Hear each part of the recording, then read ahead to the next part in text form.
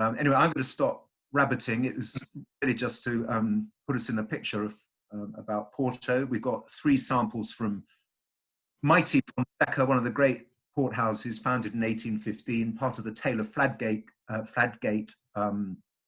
partnership. Taylors who also own Fonseca, Croft, and Delaforce, I think, but Ben will put me right on that. Anyway, I'm going to stop talking. If any of you guys would like to ask a question, we have the chat facility at the bottom. If you type in a question, and I'll try and field the questions. I've already seen one question from Bob. Hello, Bob. Haven't seen you for a while. You haven't received the book. Well, we will make sure you do get a book. I'm really sorry about that. Can't understand why you should have received it, but we will make sure you get a copy of that. So anyway, I'm going to shut up and allow the great Ben Howkins to talk to us. Ben. Hello, well, thank you, Johnny, very much indeed for those few kind words. Actually, Delaforce is not within the Fladgate partnership. They took Croft, but not Delaforce. But otherwise, right. I knew you'd correct me. I know. I'm so sorry. I just thought, should I let it go? No. Anyway, Johnny says we're here ready to talk about Porter General, and we've got lovely samples from Fonseca. And the house was indeed founded in 1815, but it's rather strange that one of the best known and almost the best investment in vintage port is actually not a British name, because virtually all the other port shippers that we know to enjoy throughout the year, you've got Mr. Graham coming from Scotland, Mr. Sandeman coming from Scotland, Mr. Croft coming from Yorkshire, Mr. Coburn coming from Scotland, and they're all British names. But so how has Fonseca managed to sort of straddle this totem pole to get to the top?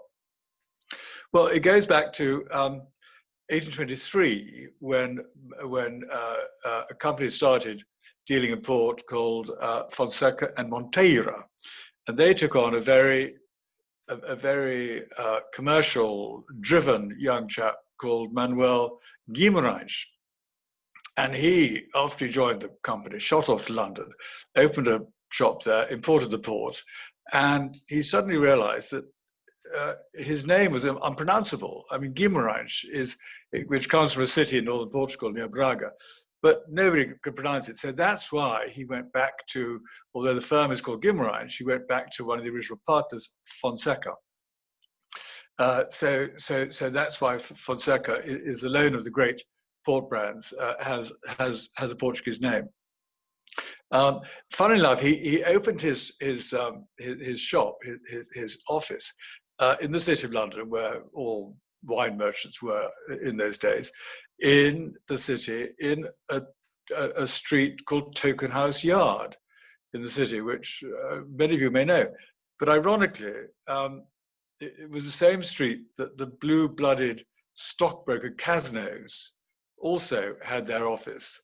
So I have this wonderful image of the partners of Casno either running next door or dialing next door, saying another case of the 04 or something like that, to keep their partner's dining room replenished with port.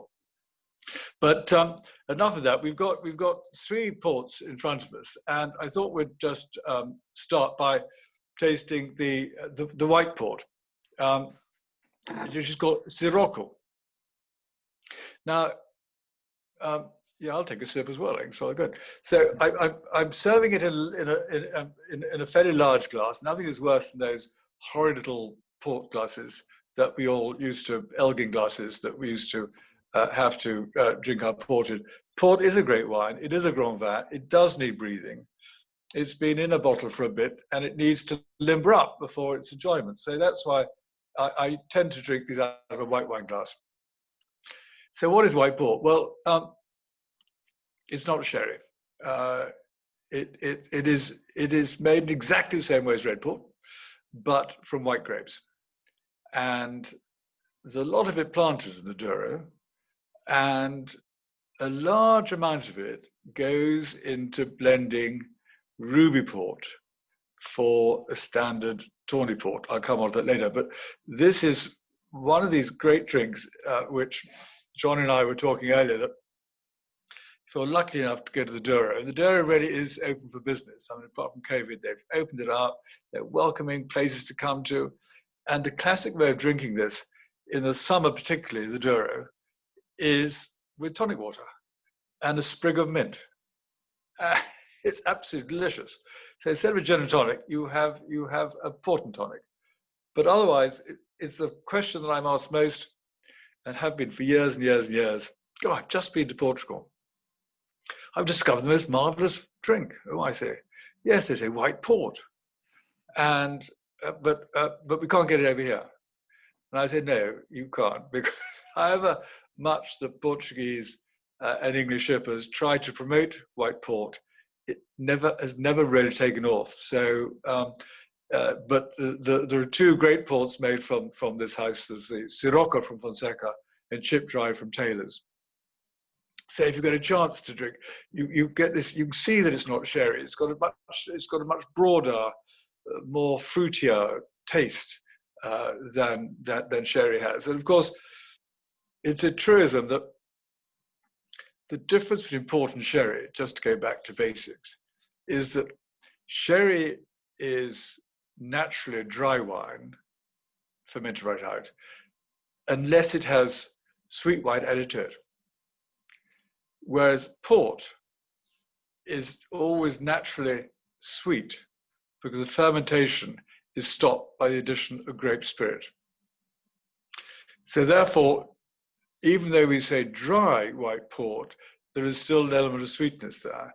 And you can vary the sweetness of a port by when you actually add the grape spirit.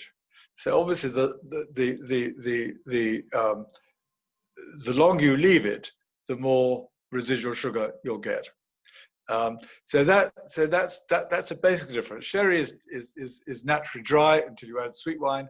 Port is actually naturally sweet, and then because the fermentation is stopped by addition of grape spirit, and that's why it's a fortified wine. And I guess it's a fortified wine because, well, two reasons. One is that England was a great market for wine. That every non-producing wine country in Europe, which is basically Scandinavia, Holland, England, all too far north, didn't really produce wine, and so they shipped the wine over from France and Spain and Portugal in barrels. And the longer the journey, the less likely it was going to survive the sea journey unless you added brandy or grape spirit to it.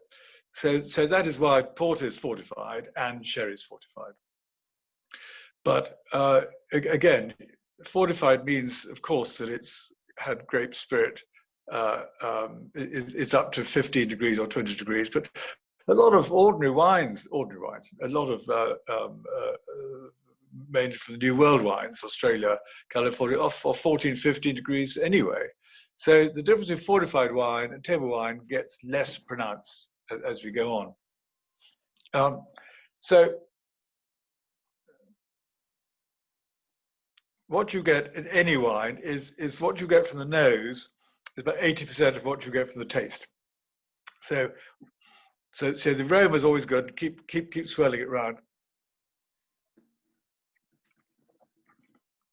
So that's basically what white port is. The other thing is that in England we have pretty cold winters. I mean, today, Christ! I mean, it's absolutely bitter outside, and in the days before central heating, it was cold. Houses were really cold. If you're lucky enough to have a roaring fire, that's fine. So a lot of in the 18th and 17th century, you needed to keep warm. Port was a very good way of keeping warm. It was central heating. It was a gentleman's central heating. It was also very good for your health. Pitt, the Prime Minister, was prescribed 3 bottles of port a day to drink. but they're out of pint bottles. But nevertheless, they're probably fortified to about 16 degrees. So there's our Prime Minister standing up with probably 2 bottles of port already by the time the Prime Minister's question comes along. So it really is, that is why port has been so very much welcomed in this country, and is very much Englishman's wine. So can I just interrupt just quickly about yeah. port? So the white port we've had, would you normally, we'll come back to the tonic version in a minute, but this white port, would you keep that in the fridge and serve that chilled as an aperitif, or when would you drink? Absolutely right. Sorry, Johnny, absolutely right. Always keep white port in the fridge, and chilled. And again, it depends on the weather. If it's absolutely boiling hot and you're outside, sort of chill it more. Yeah. If it's a normal day or a winter's day, then you can chill it for less so. But definitely they're improved by, you get that crispness taste out of it there. Yeah. And with the tonic, which I think they call Porto Tonico, which is the most delightful, as you say. I remember when I went to the Douro and had drinks with Alistair Robertson, who is the boss of Taylor. The boss man. Fonseca, the big cheese. And his wife brought out some Porto Tonico. I think it was 1/3 port and 2/3 tonic. And Alistair took a pretty dim view of this and said it should be half and half. He thought 2/3 tonic was way too much. And I must say, I have experimented, and I think the perfect tonic, Porto Tonico, is half and half white port and half tonic. Lots of ice, and as you say, a sprig of mint. Sprig of mint is perfect with almonds or ham, something like that. Absolutely fantastic. So it is a great discovery. I don't think it'll ever take off in the way that red port has, but it's definitely there, definitely part of a port portfolio. But going on to red now, I think, as Percy Croft said, the first duty of port is to be red. And he's not. So I think there's a certain amount of that. And here's where we get again to basics. But it can be complicated. It's not meant to be complicated. But if you think of two ways of producing a wine, 2 ways of producing port. One is you select your very finest, best, robust, full-flavored, structured young port. And you think in great years, that is so fantastically strong and structured. I'm going to bottle it after 2 years and let it develop and mature in the bottle. That is vintage port. So a bottle-aged port, by definition, throws a deposit, because it's bottled very young, isn't fined too much, isn't filtered too much, and so you always get a deposit in a vintage port. And a vintage port can be of 1 year, a great year, or you can have a single quinta vintage port from a single quinta, to be just slightly different, as always. Guimarães, Fonseca, they started 50 years ago to, instead of a single quinta port from one vineyard in non-vintage years, if you're still with me, they used exactly the same vineyards that went to their vintage port. So it was much more like a second wine from Bordeaux than from a particular area, because most of the vintage ports of Fonseca come from 3 different vineyards: Paniscal, Cruzeiro, and San Antonio. So that's the bottle. We haven't got a bottled aged port here tonight because they're all quite expensive. So we haven't got a single quinta or a vintage port, but the late bottle vintage, we'll taste in a moment, is the nearest thing to it. So park that to one side, and then, so what's the other way of not bottling it after 2 years is to age it in wood.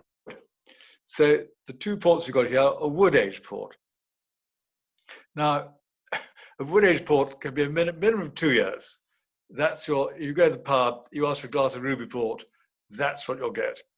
If you ask a glass of tawny port, you'll probably get a blend of ruby port and white port, as I said earlier. So that's the entry level. And then going up a tier, you get what we've got in our glasses now, hopefully, the Fonseca Bin 27. So this is where it does get a little complicated in one way. So if it's wood aged, I kept in wood, down from the Douro Valley, into the Villanova de Gaia, in the casks, in the pipes, as Johnny was saying, you can keep it at different lengths in the wood. And what I enjoy about wood ports is that it's up to the port producer to bottle it when it's ready. So either this is bottled after, I don't know, 4 or 5 years, lovely reserve port. The late bottle vintage is bottled up to 6 years. Then you leave it a bit longer in the cask, in the pipe, and it becomes a 10-year average age tawny, a 20 average age tawny, a 30, a 40. And you can even go beyond that and go to the single colliator harvest ports of 50, 60, 100, 150 years old. So the longer you leave it in cask, the more color it will lose in the cask, because the wood will take the tannins away from the port. So vintage port will always look darker and will be vintage port. You then have to decide when to open it. So you open it after 20 years, 15 years, 20 years, 30 years, pull the cork, decant it, so as to not put the deposit in the glass. And that's the epitome of port. I mean, that's, I'm sure we all can remember our first glass of the 27, the 66, the 94, all those wonderful bygone vintages. But increasingly, and a very small proportion of port is made that way, but 95% of it is really made through wood-aged port. So the producer has to keep it for, say, 10 years, 20 years, has to finance it. But you know that when he bottles it or she bottles it, and it comes to into our hands, you pull the cork and pour it straight away. So you've got much less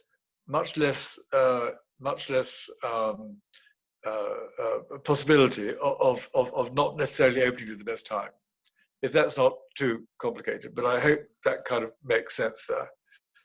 Johnny, does that make sense? That does make sense. I'd like you to just go back a bit about vintage port, because you said about single quinta, which is, I'm sure everyone knows, is a single vineyard or a single property. But vintage port, rather like champagne, vintages aren't produced every single year. In Bordeaux, Burgundy, the New World, they make a wine every single year, and it may be great, it may be less good, or will never be bad in the now that the weather's so good and technology is so good.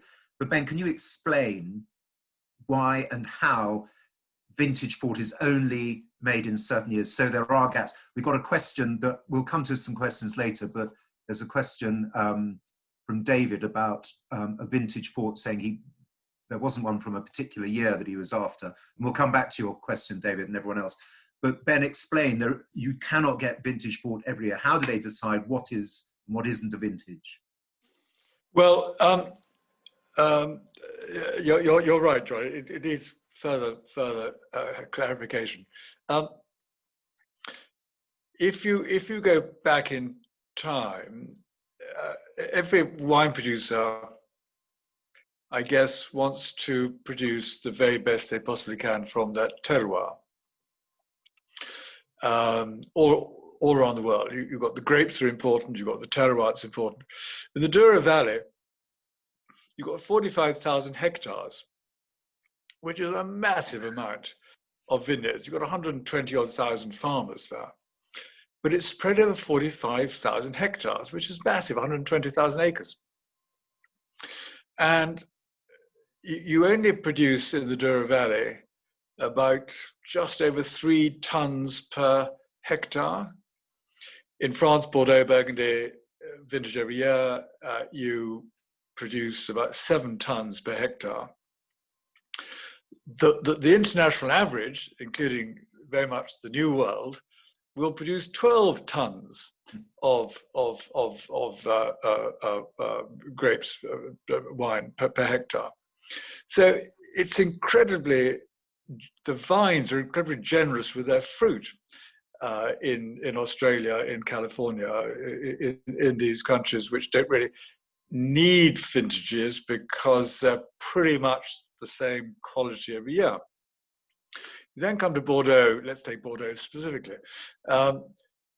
Bordeaux is paranoid about vintages, and as you all know, when the en primeur time comes around every year, they go into such minute detail about which particular plot of land has fared best that particular vintage. In Portugal, in the Douro Valley, you've got this huge swathe of vineyards which are up in valleys, down in cavernous turns of vineyard. Some, I mean, you now can plant up to 35 degrees slope. You tend to plant vertically, and 35 to 40 degrees slope you tend to plant horizontally, and over 45 degrees of slope you could just plant one row per one row of vines per terrace. So it also explains the price support. But so in the old days, the wine merchant didn't own land at all. I mean, now the Symingtons own 1,000 acres, but 1,000 hectares. But in the old days, they bought from different farmers, and generation after generation. So this comes back to picking, buying, selecting. Selection is key, selecting the very best grapes of a vintage. You then let the wine sort itself out during the first winter, and then let it just sort itself out during the summer. The following winter, it has shown enough maturity in cask for the individual shipper to say, yippee, that's a fantastic year. The sun came at the right time, the rain came at the right time, picking at the right time. This could be a vintage port. That will be an individual decision by a house. So Fonseca will say, yes, we are going to make this a vintage, which is what they did in 2016, 2017, unusually two side by side. Another house, let's say Coburn's, let's say Wars, let's say Croft, didn't fare quite so well that particular season, that particular harvest. They had a frost here, or they had a flood there or something. And so their top wines didn't actually get to that level that they needed. So then all the port shippers huddled together and say, yes, I think we've got a vintage on our hands. And so that's when they select, and really it's an interesting fact that they never disclosed how many cases they produced each vintage. But I can tell you, having been a director of a couple of companies in my time, that the average was about 20,000 cases. Now, it's between 5,000 and 12,000 cases each time they declare vintage. So they've got the demand and the production in sync. That's why vintage port prices are going up for the first time, and they'll continue to rise first time really in 15 to 20 years. So I think so therefore, and then they declare it, and they say, yes, we declare this vintage. And if the wine is not quite good enough, but very good from all three estates, as in Guimarães, Fonseca, or particularly, let's take Vargelis, which is the Taylor Quinta, they'll declare a single Quinta Vargelis, which means that the raw material will only come from that one Quinta. So it's much more like a single Quinta. You get more terroir characteristics coming out, whereas I've had this sort of discussion argument with several port shippers, where the vintage port, which is could be 4, 5, 6, 2, 3 different vineyards, is much more a wine blender's vintage, which they're proud of. They worked it all out and got everything in the right order.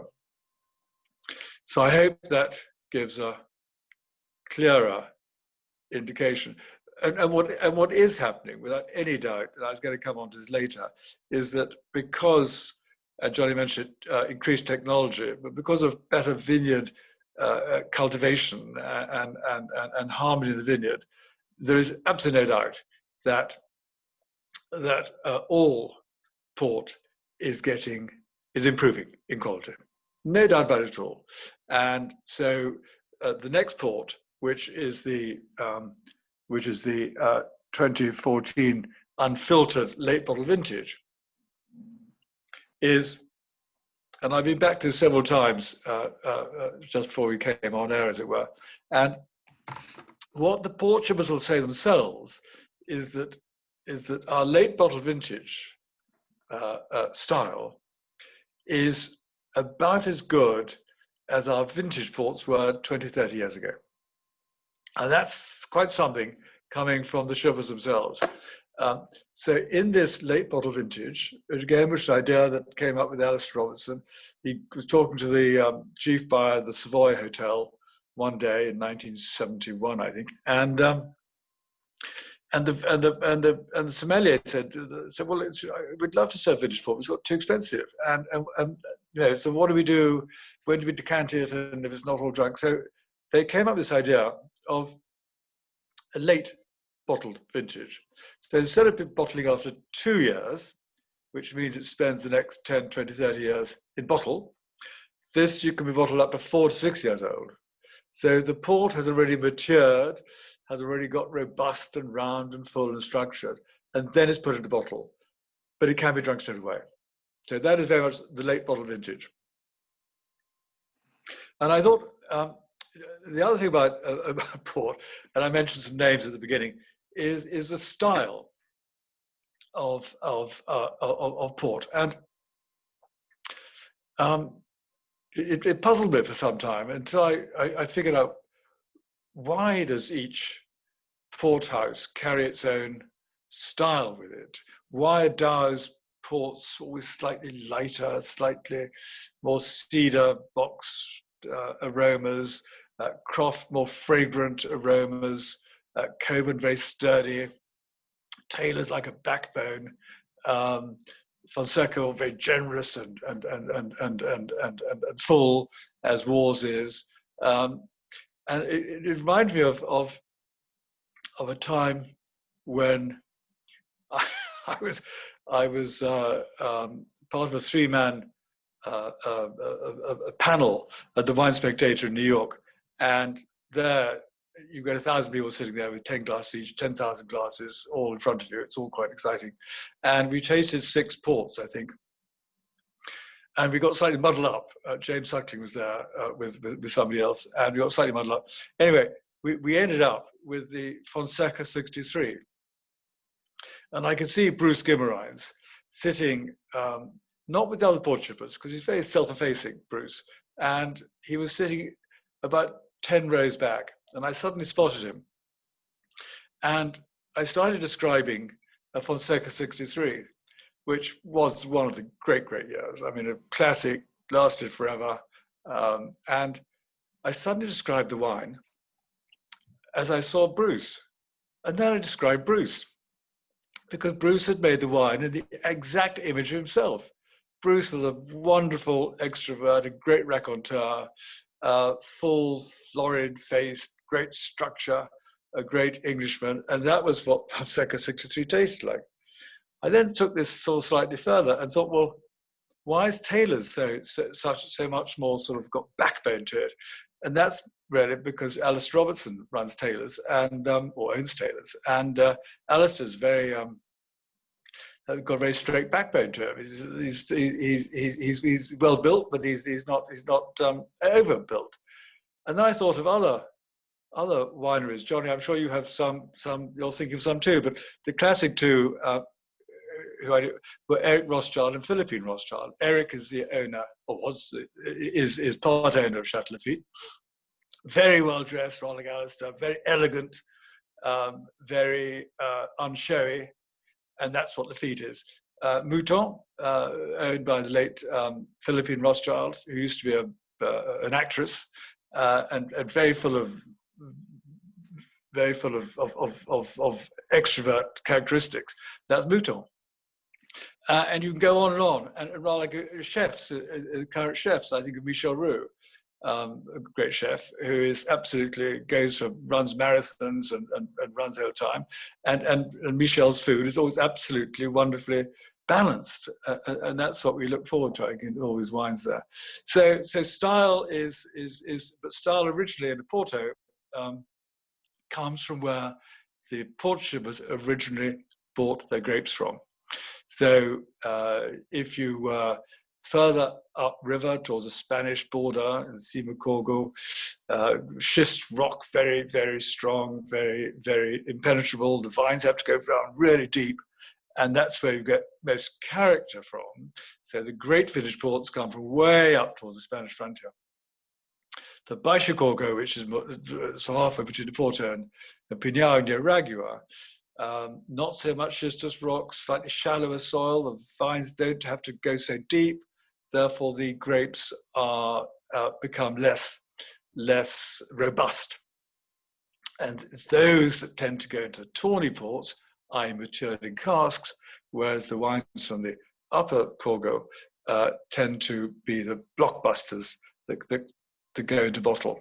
And again, another analogy which I was talking about the other day was, if you like Pinot Noir, I say Pinot Noir rather than Burgundy. If you like Pinot Noir around the world, which I do, I think we all do, then you're more likely to enjoy the wood-aged ports, the 10, 20, 30-year-old aged ports, because they've got that same kind of finesse and souplesse and as Pinot Noir has. If you're again, as I am, but if you're a Bordeaux fanatic and you like that Cabernet Sauvignon, again, strength, a small grape, thick-skinned grape, then you'll enjoy the wines more of a bottle age, because they kind of keep their inner strength there. And we talk about vintages. I mean, for instance, 2016, 2017, Fonseca declared both vintages. 2018, no, that was a Guimarães vintage. 2019 too early. 2020 looking good. I was talking to Dave Guimarães, and the winner of the 2020 vintage is the Tinto Cairn grape, because lots of different grape varieties in the Porto and in the Douro. And Tinto Cairn is a very hot, dry, very early harvested vintage. And the one he said that came out top was Tinto Cairn. Therefore, those vineyards, those producers who've planted with more Tinto Cairn this year, who've planted more Tinto Cairn will benefit this year. And so I think it's too early to say whether it'll be vintage or not. If it is, it'll be very small, and you'll probably hear those Tinto Cairn CAO being resonated from shipper to shipper as we get near the time when, if they do decide, they would announce it 2020, they'd announce it in spring 2022. So that's a bit about vintage port. And Ben, can you just explain, because I think I can't think of another region that does this. The wine is made, and the vineyards are up the Douro Valley, where all the keepers are. And it is, as I said earlier, the most beautiful place with these precipitous slopes that Ben was alluding to. So they're all hand harvesting, because it's impossible to get a machine up there to pick the grapes. But the quintas are there. That's where the grapes are harvested. That's where the vineyards are. The wines are made there. And then in the old days, they would come down on those sailboats, I forget the name of them, which they have replicas of in. Yeah. So the grapes are pressed and vinified up in the Douro, and then brought down in cask to slumber in, I suppose, officially not actually Porto, but Porto is a sort of double city, isn't it? On the one bank of Porto, of the river, and then there are two bridges, one of which was designed by Eiffel. And on the other bank of the river, there's Villanova de Gaia, where all the port lodges are. So that's where the barrels are kept. So how do they come down river now? And can you just remind me what those boats are called? And they Yeah, still... they're called barcarubellos. That's Barcarubellos, right. boats Thank with a you. tail, like a Viking boat. You're absolutely right. I mean, originally, in the sort of, when the first ship was a port took place in the mid 17th century, the vines then were probably slightly more inland. And then the Brits, being fairly intrepid, went further inland, went further discovering the source of the Douro towards Spain. And it's been the last undiscovered valley in Europe. And now it's opened up. There are visitor centres. The Symingtons own 25 quintas themselves up there. A lot of like tea planters' houses. But it's pretty hot in the summer. So you couldn't really, again, before, not centuries, before air conditioning, you couldn't keep the ports in the Douro Valley when the temperatures were 100 degrees. So therefore they shipped them down, and it took 3 days down this very windy, very rugged, rocky river with this full sail up. They took 3 days down to come down. Quite how much port was left in the barrels at the end, I don't know. But then they dammed the river, so it rose 30 meters, hydroelectricity for the country, etc., etc. And they did that at about, God, I should remember, because I was the first person to swim across it when all the dams came up. It was about in the early 70s. So then and before that, just started a experiment of bringing it down by train, and that didn't really work. So now it comes down by tanker. So it comes down by tanker. They've now, thanks to generous EU grants, have reduced the time it takes to get from the lodges, from the offices in Oporto to the Douro River. It used to take about 3 hours, 3.5 hours. I remember doing it many times. Now it takes an hour and a half, which means that people are happy to live. You can commute really between one and the other. But as Johnny says, it's very English up there. I mean, it's very English in Porto, and cricket. They play cricket and tennis, and there's a factory house, which is another subject altogether, unbelievable, where you have 2 separate dining rooms, and you finish your dinner in one room, then you walk through identical doors into identically set table. You take your identically set chairs, and then the port is served there. Absolute magic, and you can smoke cigars, which is great.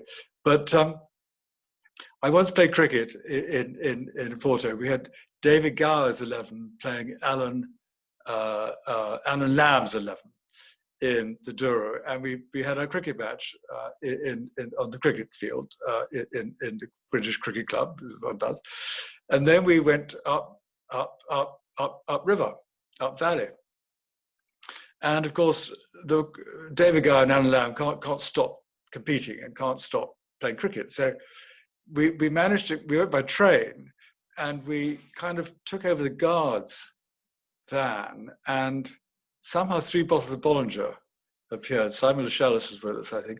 And 3 bottles of Bollinger appeared, which were drunk quite quickly. And then tennis balls appeared, and a cricket bat appeared. And we had this ridiculous sight of all the seats in the train were either sides of a central corridor going down. So whoever bowled ran through 2 or 3 carriages to the bemusement of the Portuguese passengers to get a good run, and then bowled the ball at whoever was batting at the time. And then we went further upfield, and we went to Malvedos, which was Graham's Quinta. And part of the fun there was to see if you could throw an orange from the terrace onto the river below.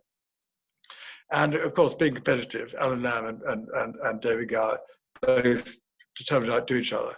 And I met David Gower in the street some years later. I said, "How are you?" He said, "Well, I'm actually buggered because when I was throwing those oranges at Malvedos, it really threw out my arm, and then I stopped playing cricket after that, I think, really."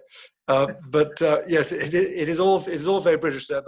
But wonderfully is that it's totally welcomed by the Portuguese, and that is why, just to go back to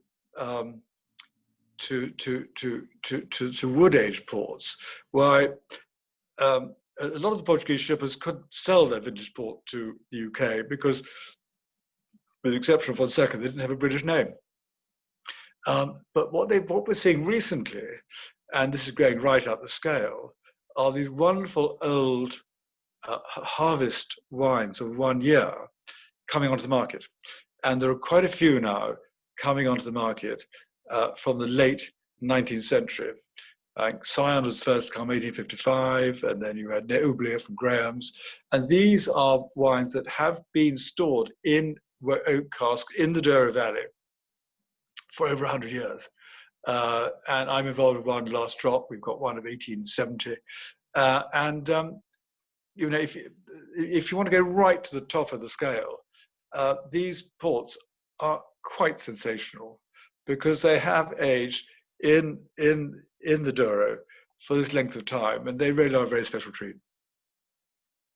And Ben, can I just ask, going back to the wineries, this is one of the last places where they still tread the grapes, isn't it? Yes. When I was last up in Quinta de Vargelas, owned by Taylors, we all had quite a nice dinner, all drank heavily, and then we're instructed to get into our swimming costumes and go and tread the grapes. But I do also remember the savage mosquitoes, and we were all given anti-mosquito stuff. Yes. Wait, Johnny, where you asked to dance in while you're treading? Yes, so we danced on the grapes. But that's when you get partnered with some delightful old lady of 90. That's quite something. Yes, well, she danced better than I did. But I do remember our legs were covered in repellent, so I don't know if that soaked into the vintage. Oh, which vintage was that? I can't remember. It's about 5 or 6 years ago. No, and you're absolutely right. And that's one of the things that has come back. In the 70s, people thought there's very shortage of people who wanted to tread. Everything went mechanized. Everything was bulldozed. There was no money to build stone terraced walls, so those were knocked down, and wider swathes were planted with different grape varieties. And that was a pretty awful period in the 70s. And then literally in the last 30 years, from 1980 onwards, stone terraces have been repaired, rebuilt, as I was saying earlier, and treading is now pretty much everywhere. You get some mechanical treading, which is fascinating. So the robotic lagars, is that right? Exactly, which are really fascinating to watch. But the treading does still, I mean, again, in the Fladgate partnership, Croft, they turned, they've rebuilt all those old lagars now. But you won't be surprised to hear that, of course, this year, 2020, no treading. So you can't keep social distancing in your lagar, in your stone lagar. So the 2020 vintage, if it does come about, will almost certainly not have been trodden by foot. But they do genuinely, the great winemakers there, the Charles Symington, David Guimarães, they definitely do believe that that the foot and the treading suits the fermentation process of port. Right, interesting. Yeah, because I can't think of other regions. I mean, you see old pictures of people in Bordeaux or whatever treading, but I think Porto. Yes, I think in Jerez, in Jerez at the vendimia, the harvest vendimia, they saw some treading of the Palomino, white Palomino grapes for sherry, but not in the way. No, it is unique. I mean, it is unique. The whole question of port. It's the Brits that really founded it and still own. There are no multinationals there now. They've all gone. So they are all owned by families, both Portuguese and English families, which is a great step forward. They don't have to go back to the boardrooms in London or New York to ask for permission to do something. They do it. There's fantastic vineyard restoration and resuscitation going on there. The demand for port is keeping up, definitely increasing for the premium ports, definitely increasing for wood ports, as I say, the 10, 20, 30-year-old ports. So that's very healthy. The port shippers work together well, and so the future looks good. And also the fact that the Porto itself as a town, as a city, during the hard times, they didn't knock down the center of the city. They built new developments outside the city. So now, in the last few years, when things are looking, well, pre-COVID, but things are looking up, the centre of Porto has still retained its original characteristics. And that's why Porto itself has become a very clear destination place to go. Cheap flights, what you did, and then again, wonderful places to stay in Porto, and then you go up the Douro either by boat, by the regular boat trips up the Douro. You go right to the Spanish frontier if you want to, and you're passing through this myriad of majestic terracing, which produces port. And it's a lovely train ride as well, isn't it? Because the train hugs the river pretty much all the way up. Yeah. Stop at Pinhao, I think it is, and there's some nice hotels there. Is it the Vintage House, I think, is? That's right. You've got. I mean, what's clever is that when things, again, thinking on their feet, when things weren't too good, you didn't need all the warehousing because sales were going down a bit. So the Vintage House, as Johnny says, is literally next door. I mean, literally next door by less than a meter away from the railway station. And that was a disused warehouse that Fonseca owned. So they converted this wonderful wooden beam warehouse where used to keep pipes of port into a wonderful hotel, a swimming pool and everything else there. And that's doing very well, I'm told now. It's doing really well. Yeah. And Ben, can we just go back to drinking port? Because yes, make it clear that Tawny port, which I slightly favour over vintage port, just because I love its sort of lightness compared to vintage, and I love its sort of nutty notes. Sort of 10-year-old vintage, I think, is delicious. Yep. But Tawny port, you can open and pour immediately. Don't need to decant it. It'll stay fine for a few days after being opened. Vintage port, you have to decant it, and I think that's why, am I right, that fewer people drink vintage? I mean, I've got some nice bottles of vintage port here, I'm very lucky, but I cannot remember when I last opened one, because you have people over to supper and you think, will they want port or not? And if they don't, is it opening one and decanting it and finding no one wants it? Whereas Tawny port, you can then say, would anyone like some port? And you can recork it, you don't have to decant it, and you can put it back in. Well, you've hit a sweet spot, and you've touched a raw nerve on port producers, and I think that is one of the reasons why all port producers are terribly keen that one should be serving and enjoying port out of a white wine glass or a red wine glass.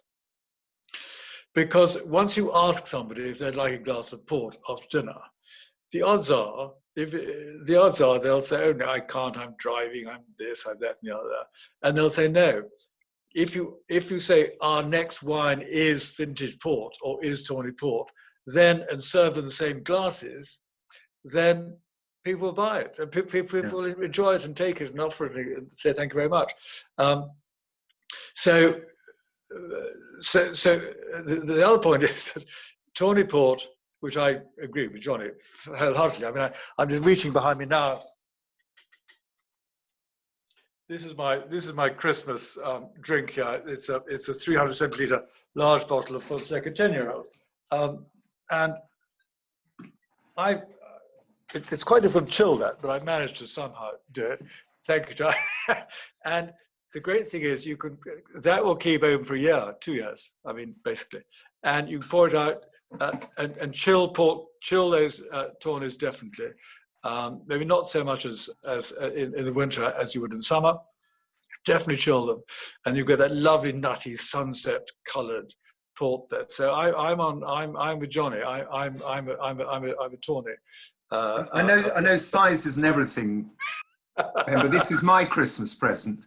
And everyone, if you can see that, it's a gallon of port. It's not Fonseca, I'm afraid. It's Fletcher's port, but it's £99 in Aldi, a gallon of port, which is the equivalent, it's 4.5 litres of port, which I think is was that 6 bottles, 8 bottles? I can't remember. But anyway, I love talking. Well, I think quality will out, but there we go. Yes, no, fair point. Anyway, No, the point is, I think it's right. So with vintage port, again, and I criticize myself for it many times for saying this, but I do genuinely believe it, that once you open it and decant it, it is the most wonderful port.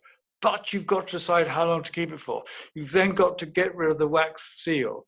You've then got to worry about decanting it. Let me just say one thing. It honestly doesn't really matter.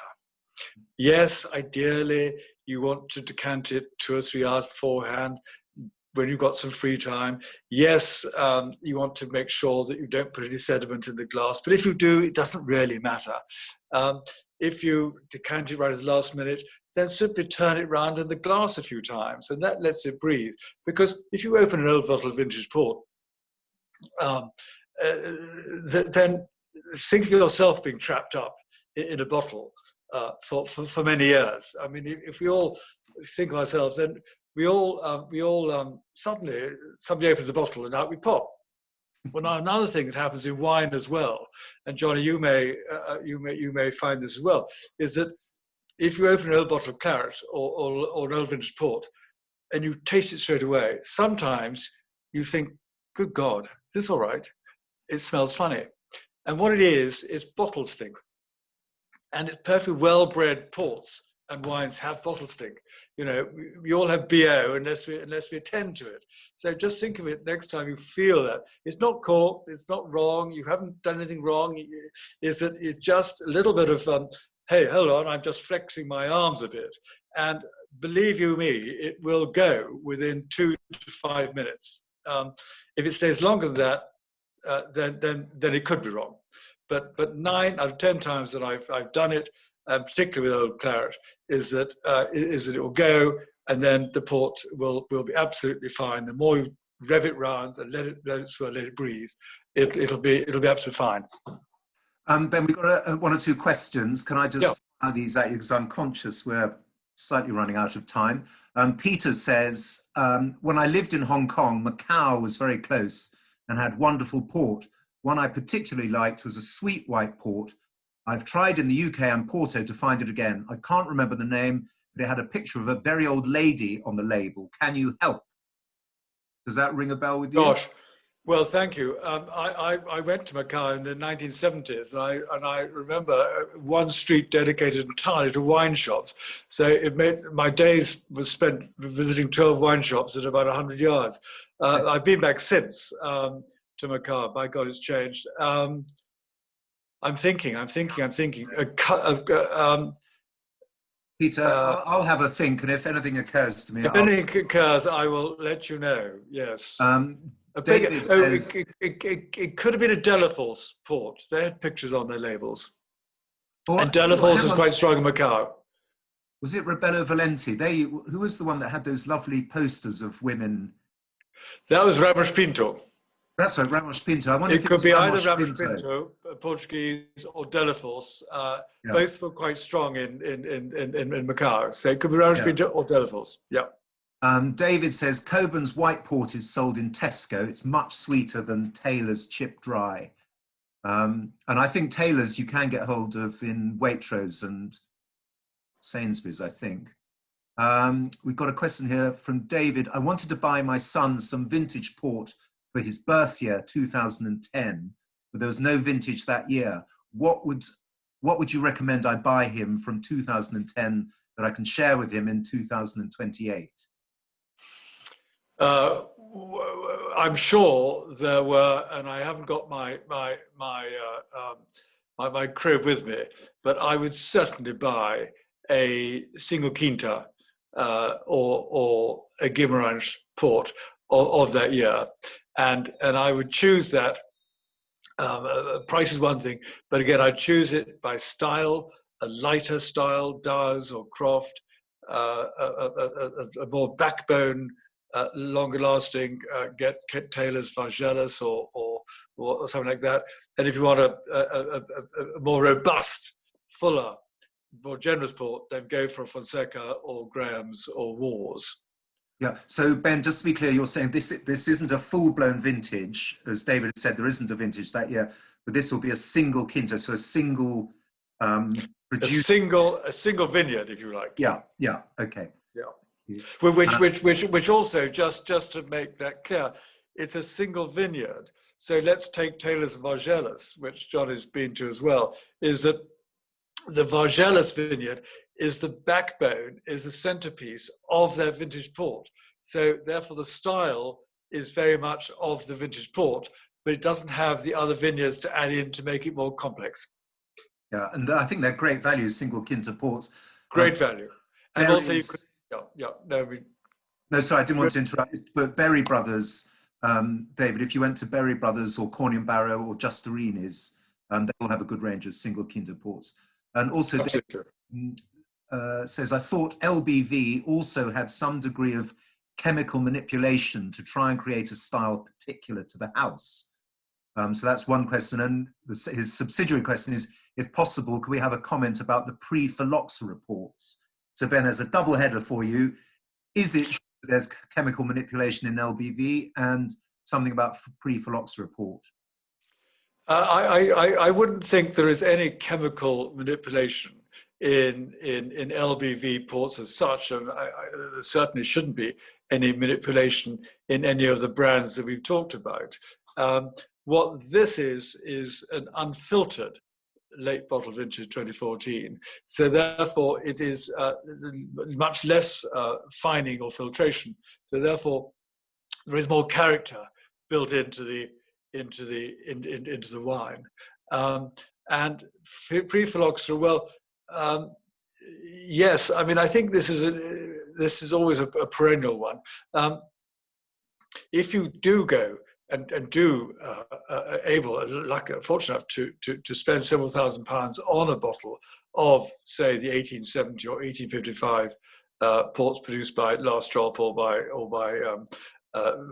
Taylor's, then I mean these wines have aged wonderfully in cask, not in bottle, in cask, and what you do. I'm not answering your question, but I'm trying to explain a little bit of how it'll taste. Is that a port that age will lose, it'll evaporate obviously, but it'll lose a little bit of spirit. And so what the port producer will do is add a bit of grape spirit, neutral grape spirit, to these very old 150-year-old ports before bottling. And that just gives it a little bit more life. You're just giving a little bit more nervous energy there. So I think pre-phylloxera, all the vineyards were planted with a multitude of over 100 different grape varieties in the Douro Valley. So there's very little batch planting. So you never quite knew what grape variety was going to do best in any one year. So there's much more hit and miss in those days than it is now. Brilliant, Ben. Thank you. We've come to our hour. So unless anyone else has any questions, I'd just like to thank Ben Halkins very much for his expertise. You should all have got his wonderful book, except for you, Bob, and we will make sure we send you a copy. But Ben, thank you so much. We really appreciated your time and your expertise. There's several other questions I would love to ask you, but we are out of time. There is a follow-up. We will follow up with an email to everybody, just so you know where you can buy these particular ports.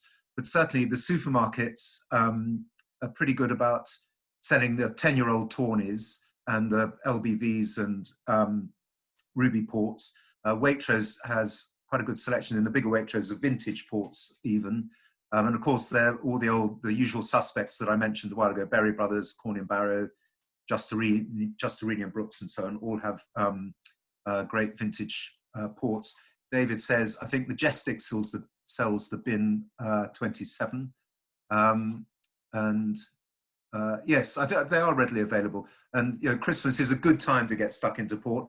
And please, I'm rather echoing what Ben said, don't blame your hangover on port. Whenever people say, gosh, I can't drink my port yet, or I've had too much, or the next day, oh my God, that port, I've got such a hangover. It's usually someone who's had a gin and tonic, some champagne, some white wine, some red wine, some sweet wine, and then a glass of port, and then the port gets blamed for the hangover.